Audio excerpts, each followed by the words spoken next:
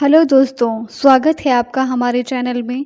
आज हम mission Majnu movie को एक्सप्लेन करने जा रहे हैं। कहानी की शुरुआत में हमें वर्ल्ड वॉर 2 के बारे में बताया जाता है कि उस वक्त कैसे न्यूक्लियर वेपन का पहली बार इस्तेमाल हुआ था, और यह देखने के बाद दुनिया भर में न्यूक्लियर वेपन बनाने की रेस स्टार्ट हो गई थी। 1971 से पाकिस्तान इंडिया से 3 बार हार चुका था। वो हर कीमत पर इंडिया से बदला लेना चाहता था, और इसी में इंडिया ने अपना पहला न्यूक्लियर टेस्ट किया था जो पूरी तरह से सक्सेसफुल था। और यह देखने के बाद पाकिस्तान को बिल्कुल भी अच्छा नहीं लगा था। अब पाकिस्तान के पीएम ऐसा डिसाइड करते हैं कि वह न्यूक्लियर टेस्ट करवाएंगे, और इसी के बाद हम देखते हैं रॉ एजेंट तारिक को। तारिक एक इंडियन है जिसका नाम है अमनदीप सिंह, लेकिन पाकिस्तान में तारिक के नाम से रह रहे हैं और अंडर कवर्ड है। यहीं पर वो अपने फ्रेंड से बात करके एक ऐसे टेलर के यहाँ काम करना शुरू कर देता है जो असल में आर्मी के लिए यूनिफॉर्म सिलाता है। ऐसा करने के बाद वो आर्मी के पास रह सकता है, और यहाँ पर उसे पहली बार दिखती है नजरीन। नजरीन को देखने के कुछ ही वक्त बाद दोनों की शादी हो जाती है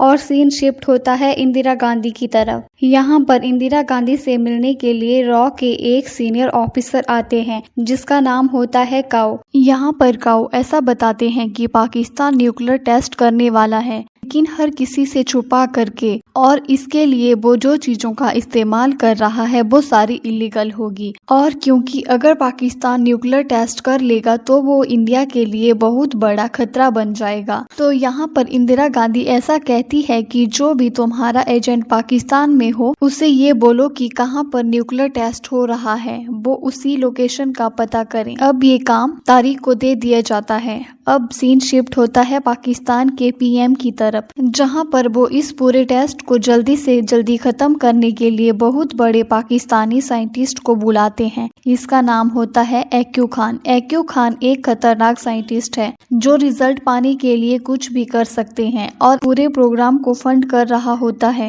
लीबिया के कर्नल, जो कि 500 मिलियन दे रहा है, और बदले में पाकिस्तान उन्हें न्यूक्लियर वेपन बना कर देने वाला है। और इस टॉप सीक्रेट प्रोजेक्ट का नाम होगा 706। यहाँ पर पाकिस्तान के पीएम इंडिया के ऊपर इल्जाम लगा रहे होते हैं कि कैसे इंडिया न्यूक्लियर वेपन बनाकर पाकिस्तान को डरा रहे हैं, और पीछे से वो इलीगली खुद ही न्यूक्लियर टेस्ट कर रहे होते हैं। दूसरी कंट्री के दबाव में आने की वजह से इंडिया अपने टेस्ट को रोक देता है, और दूसरी तरफ पाकिस्तान में तारिक अपना काम कर रहा होता है। वो उसके सीनियर से बात करता है। उसके सीनियर उसे बिल्कुल पसंद नहीं करते क्योंकि तारिक के पिता एक गद्दार थे। उन्होंने पाकिस्तान को इंडिया की इंफॉर्मेशन दी थी। उसका सीनियर उसे बताता है कि उसे ढाबे पे जाके कोड वर्ड बोलना है और उसे वो सब चीजें मिल जाएगी जो उसके मिशन में उसके काम आएगी। तारिक ढाबे पे जाके कोड वर्ड बोलता है और वो उसे गन और पैसे देता है, और उस ढाबे वाले का नाम असलम होता है।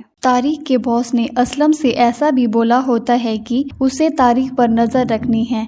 अगर उसे ऐसा लगे कि तारिक उन्हें धोखा दे रहा है तो वो तारिक को वहीं पर मार दे। तारिक उससे सिर्फ पैसे लेता है, गन नहीं। इसके बाद तारिक वापिस से अपने टेलर वाले काम पे चला जाता है। शॉप का मालिक आर्मी के लिए कुछ यूनिफॉर्म सिला करके भेजता है जिसे तारिक ले जाता है। रास्ते में वो उसके 2 बटन निकाल देता है। जब उस ऑफिसर की यूनिफॉर्म में 2 बटन नहीं होते तो वो गुस्सा करता है। तारिक उसकी यूनिफॉर्म में बटन लगाने और उससे माफी मांगने जाता है। तारिक जनरल के घर जाके बातों ही बातों में उससे ये बात निकलवा लेता है कि पाकिस्तान भी न्यूक्लियर टेस्ट कर रहा है जो कि यहीं आसपास है, और वो ईद से पहले टेस्ट कंप्लीट कर लेंगे। तारिक वापिस जाके ये सब रिपोर्ट अपने सीनियर को देता है, तो उसके सीनियर उससे लोकेशन मांगते हैं। तारिक और जानकारी इकट्ठी करने के लिए पब्लिक लाइब्रेरी में जाता है, जहाँ पर जाकर वो न्यूज़पेपर को पढ़ना स्टार्ट करता है। वो देखता है कि कौन कौन से साइंटिस्ट इस बीच पाकिस्तान में आए हैं, और वे कुछ साइंटिस्ट की लिस्ट बनाता है। वो न्यूक्लियर थ्योरी से रिलेटेड बुक भी पढ़ता है।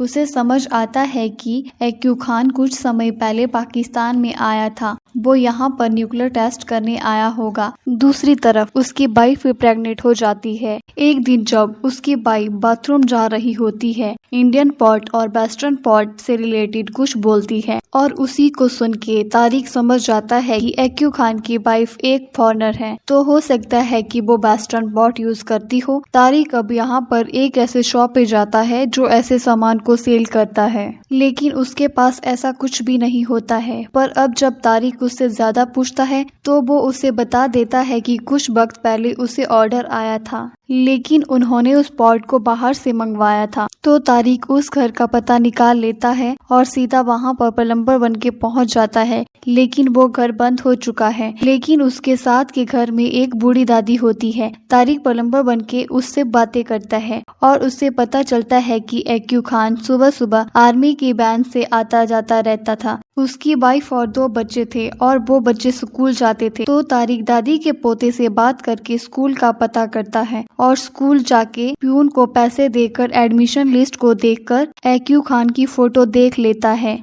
जिसे देखकर वो समझ आता है कि एक्यू खान न्यूक्लियर टेस्ट के लिए ही आया होगा। लेकिन इस बीच दूसरी तरफ इंडिया में दोबारा से इलेक्शन शुरू हो जाते हैं और इस बार बीजेपी जीत जाती है और शास्त्री जी नए पीएम बन जाते हैं। और अब यहाँ रॉ का एजेंट काऊ शास्त्री जी से बात करता है और उन्हें बताता है कि पाकिस्तान में वो लोग ऐसा कोई मिशन चला रहे हैं और पाकिस्तान न्यूक्लियर टेस्ट कर रहे हैं। तो शास्त्री जी को इस पर इतना विश्वास नहीं होता है और वो रॉ के आधे से ज्यादा मिशन को बंद करने के लिए बोलता है। और काऊ समझ जाता है कि शास्त्री जी उस पर भरोसा नहीं करते हैं, क्योंकि अब तक वो इंदिरा गांधी के लिए काम कर रहा था। तो अब शास्त्री जी का ध्यान उस पर से हटाने के लिए काऊ यहाँ पर रिजिग्नेशन लेटर दे देता है और साथ में ऐसा बोलता है कि पाकिस्तान वाला मिशन ऐसा ही चलता रहेगा। और दूसरी तरफ यहाँ पर तारिक को फोन पर अपने बॉस से बात करते हुए नजरीन के पिता सुन लेते हैं। उन्हें ये तो समझ नहीं आता कि वो क्या बोल रहा था, लेकिन उन्हें ये लगता है कि तारिक का किसी से अफेयर चल रहा है और ये सारी बातें दूर से असलम देखता है। तो उसे पता नहीं होता कि रियलिटी क्या है। उसे ऐसा लगता है कि नजरीन के पिता को पता चल गया है कि तारिक एक रॉ का एजेंट है। अब तारिक और असलम के बॉस असलम को बोलता है कि तारिक को मार दो,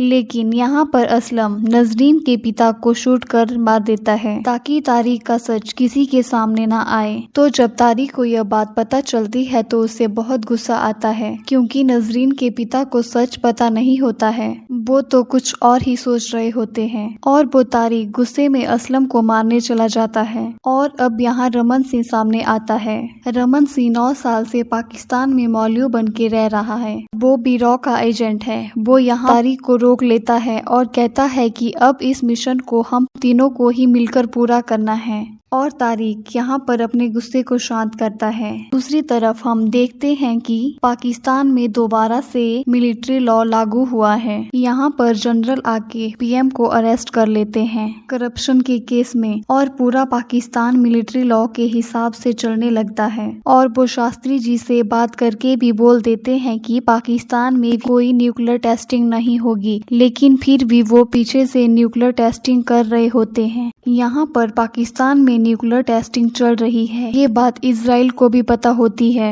और इजराइल यहाँ पाकिस्तान पर अटैक करने वाला होता है। और इजराइल को ऐसा लगता है कि शायद न्यूक्लियर टेस्टिंग कोएटा में चल रही है, उसका अटैक भी कोएटा में ही होने वाला होता है। और अब यहाँ तारिक के पास और भी कम वक्त बचता है कि वो सही लोकेशन का पता करें। और अब तारिक एक दिन अपने शॉप के ऑनर से जब बात करता है, उसके ऑनर बताते हैं कि उसके पास 400 जैकेट का ऑर्डर आया था, लेकिन अचानक ऑर्डर बदलकर दूसरे टेलर को दे दिया। तारिक जाकर के उस टेलर से बात करके पता करता है कि ये 400 जैकेट थोड़े अलग टाइप के हैं और इसकी डिलीवरी लेने के लिए सामने से आर्मी का ट्रक आएगा। तारिक समझ जाता है कि ये सारे जैकेट उसी जगह जाने वाले हैं जहां पर न्यूक्लियर टेस्ट हो रहा है। तो जिस दिन यहाँ पर ट्रक पूरे जैकेट की डिलीवरी लेकर निकलता है तो तारिक, रमन सिंह और असलम पाकिस्तान के पुलिस पुलिस का रूप करके उन्हें बीच में रोक लेते हैं और उन्हें डरा धमका के ये पूछ लेते हैं कि वो लोग कहाँ पर जा रहे हैं और जैकेट को चेक भी कर लेते हैं। उन्हें पता चलता है कि वो केहूटा नाम के गांव में जा रहे हैं जहां पर शायद न्यूक्लियर टेस्टिंग चल रही है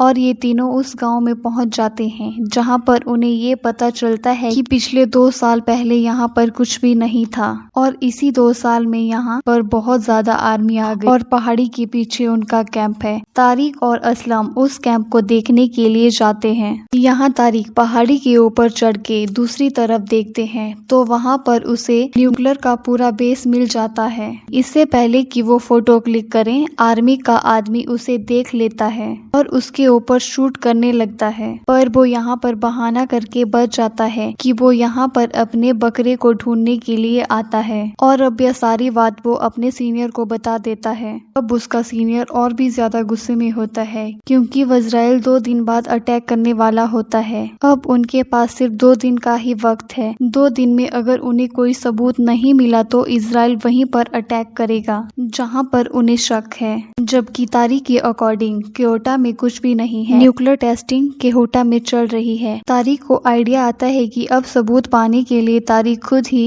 उस जगह पर चला जाएगा। जो लोग इस जगह ज्यादा टाइम से रेडिएशन के संपर्क में रहते होंगे उनके बालों में रेडिएशन की मात्रा बहुत ज्यादा बढ़ गई होगी क्योंकि वहाँ पर एक ही नाई है तो सब लोग उसी से बाल कटवाते होंगे। अगर तारिक को वहाँ से बालों का सैंपल मिल जाए तो वो टेस्ट करवा के आसानी से पता कर सकता है और उन्हें सबूत भी मिल जाएगा कि न्यूक्लियर टेस्टिंग कहाँ पर हो रही है। वो उसी कस्बे में जाता है। तारिक नाई की दुकान में जाता है और 2 लोग बाहर झगड़ा करने लगते हैं। तो सबका ध्यान उस लड़ाई में चला जाता है और तारिक चुपके से बालों को जमा कर लेता है। अब वो बालों का पैकेट लेके रेलवे स्टेशन पे चला जाता है जहाँ पर वो लाहौर की ट्रेन में बैठने वाला है। यहाँ वो एक आदमी को बेहोश करके उसकी आईडी और बैग ले लेता है। वो पगड़ी बनाता है और पगड़ी के अंदर बालों के पैकेट को छुपा देता है। वो ट्रेन में पंजाबियों के साथ चढ़ जाता है। आगे एक लेडी जो इंडिया जा रही होती है वो उसके बैग में उस पैकेट को छुपा देता है। वो अगले स्टेशन उतरने वाला होता है कि उससे पहले पुलिस को पता चल जाता है कि वहाँ पर एक इंसान ऐसा भी है जो किसी को मारकर उसकी आईडी लेकर आया है। वो यहाँ तारिक के पीछे पड़ जाते हैं। तारिक उनसे फाइट करता है और लास्ट में ट्रेन से कूद जाता है। रमन और असलम उसका एक जगह वेट कर रहे होते हैं। वहाँ पहुँचने के बाद तारिक उनके साथ निकल जाता है। अब वो ये सारी इंफॉर्मेशन अपने सीनियर को दे देता है कि कौन सी ट्रेन, कौन सी सीट और कौन सी लेडी के बैग में उसने पैकेट को छुपाया है। जब वो लेडी इंडिया पहुंचती है तो पुलिस उस लेडी के बैग से बालों का पैकेट निकाल लेती है। फिर पैकेट की टेस्टिंग होती है और उसमें रेडिएशन बहुत ज्यादा होता है। साथ में यूरेनियम के पार्टिकल भी मिलते हैं। दूसरी तरफ इजराइल अटैक करने वाला होता है लेकिन ये इंफॉर्मेशन मिलने के बाद वो अटैक रोक देती है। रॉ का ऑफिसर ये सारी न्यूज शास्त्री जी को दे देते हैं और वे लोग ऐसा चाहते हैं कि इंडिया और पाकिस्तान में वॉर हो, लेकिन शास्त्री जी इसके लिए मना करते हैं और वो जाकर कॉल पर पाकिस्तान के जनरल से बात करते हैं। वो उन्हें न्यूक्लियर टेस्ट बंद करने के लिए बोलते हैं। अगर वो ऐसा नहीं करेंगे तो इंडिया वॉर स्टार्ट कर देगा और अभी तक पाकिस्तान 3 बार हार चुका है। जनरल इस बात से घबरा जाता है और वो टेस्टिंग को बंद कर देता है क्योंकि टेस्ट को पूरा करने के लिए कई महीने लग जाएंगे, पर इंडिया को पाकिस्तान पर अटैक करने में ज्यादा टाइम नहीं लगेगा। जनरल को समझ आ गया कि यहाँ पाकिस्तान में रॉ एजेंट है। वो अपनी पूरी टीम को बोलता है कि जल्दी से जल्दी सारे रॉ एजेंट को मार दो और होता भी ऐसा ही है। एक एक करके हर किसी को मारा जाता है। असलम भी इसी में मारा जाता है। तारिक अपनी प्रेग्नेंट वाइफ के साथ दुबई निकल रहा है। वो तारिक का पीछा करते हैं। तारिक एयरपोर्ट से अपनी वाइफ के साथ पहुंचता है और सारी आर्मी एयरपोर्ट तक आ जाती है। यहाँ पर तारिक के पास कोई ऑप्शन नहीं होता। अगर उसकी वाइफ भी पकड़ी जाएगी तो वो उसे भी जेल में डाल देंगे। तो वो यहाँ सबका ध्यान भटका के अपनी वाइफ को प्लेन में भेज देता है। वो पूरी आर्मी से फाइट करता है और लास्ट में मारा जाता है। दूसरी तरफ उसकी वाइफ प्लेन के अंदर पहुंच चुकी होती है और वो वहाँ दुबई भी पहुंच जाती है। दुबई में उसकी वाइफ से मिलने काओ आता है। काओ यहाँ नजरीन को एक लेटर पढ़ के सुनाता है। ये लेटर तारिक ने लिखा होता है। इस लेटर में वो